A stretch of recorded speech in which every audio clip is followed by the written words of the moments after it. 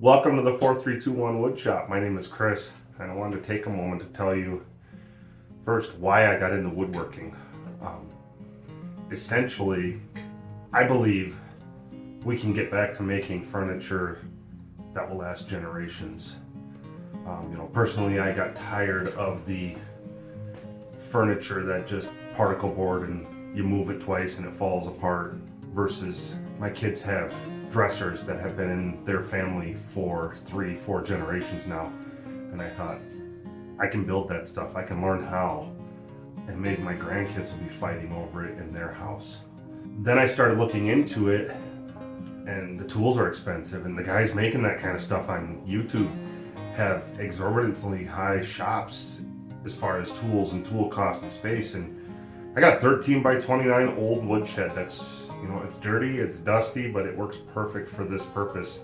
And then I got into content creation because I wanted to take you along on that journey and show you too could do this yourself. So I wanted to show people that you don't have to have a saw stop. You can use an older used Delta saw to get by and make furniture that's just as nice.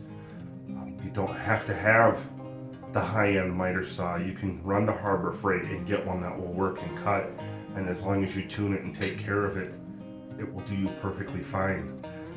I wanted to show that you can buy hand tools at various places inexpensively and still make a dovetail and things like that. And I'm no professional. I'm learning just as everybody else, and wanted to show that journey. And I wanted to show that in some cases you start off with a used planer, and maybe at some point you need to upgrade. And there is times to spend the money and buy a little nicer tool, such as the saw stop, the fest tool, the DeWalt planer.